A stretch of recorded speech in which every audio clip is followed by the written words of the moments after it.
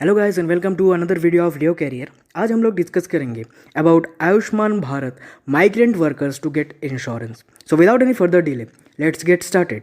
Government of India ने extend किया है अपने फ्लैगशिप प्रोग्राम प्रधानमंत्री जन आरोग्य योजना में, जो कि आयुष्मान भारत भी जिसे हम कहते हैं, वो माइग्रेंट वर्कर्स में उनको इंक्लूड किया गया है। इससे पहले गवर्नमेंट ऑफ इंडिया ने आयुष्मान भारत के अंदर कुछ बेनिफिशियरीज जारी की थी जहां पर फ्री कोविड-19 टेस्टिंग होने की बात की थी। इसके साथ गवर्नमेंट ने अभी माइग्रेंट वर्कर्स को इंश्योरेंस देने की बात की है।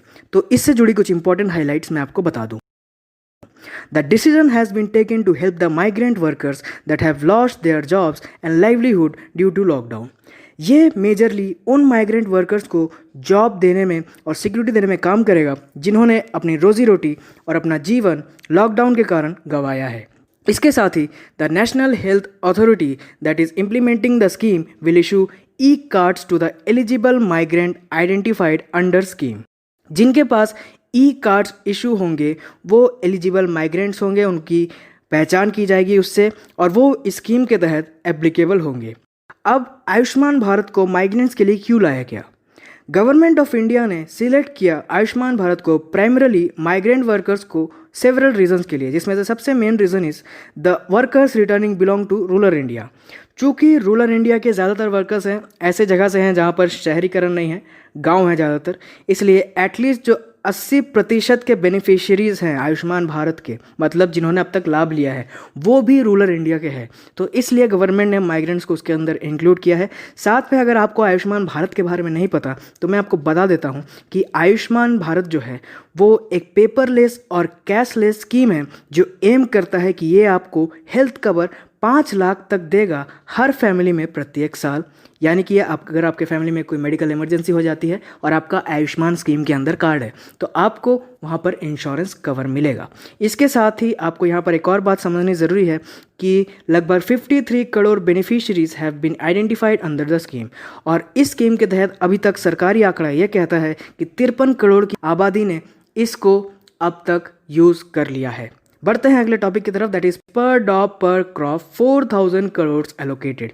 गवर्नमेंट ऑफ इंडिया ने 4000 करोड़ रुपए दिए हैं पर डॉप मोर क्रॉप कंपोनेंट के अंदर, जहां पर प्रधानमंत्री कृषि सिंचाई योजना के तहत 2020-21 में 4000 करोड़ रुपए आवंटित किए गए हैं सरकार के द्वारा। इससे जुड़ी कुछ इंपॉर्टेंट हाइलाइट्स मैं आपको बता दूं।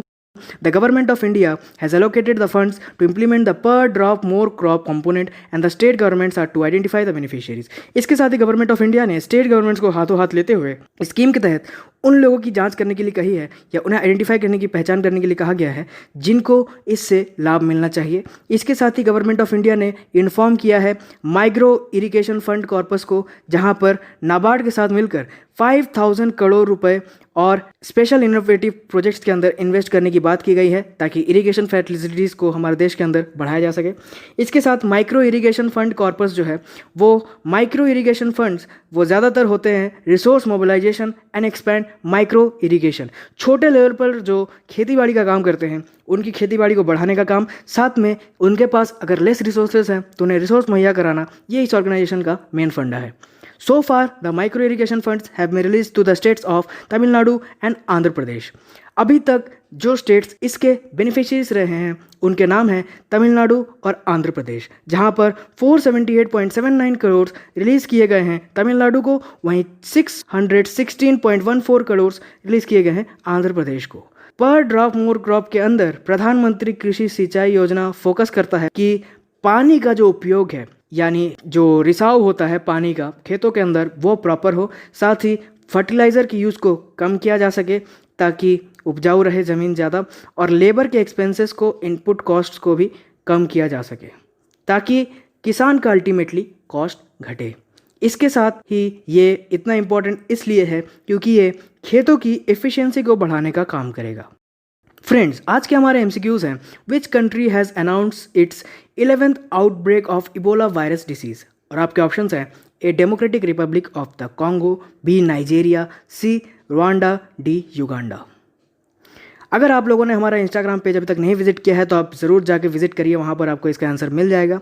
लेकिन फिर भी मैं आपको बता देता हूँ, that is democratic Republic of Congo. Second question है, union cabinet has approve to rename which major port of India as Shyama Prasad Mukherjee port. और आपके ऑप्शन है Kandla port, Chennai port, Cochin port और कोलकाता पोर्ट। और इसका सही आंसर है कोलकाता पोर्ट। इसकी एक सेपरेट वीडियो भी हमने बनाई है। थैंक यू गाइज, आपको वीडियो कैसा लगा मुझे कमेंट सेक्शन में बताइएगा। और ऐसे ही रेगुलर अपडेट्स के लिए हमारे चैनल को विजिट करते रहिए। Thank you guys, God bless you, I really appreciate.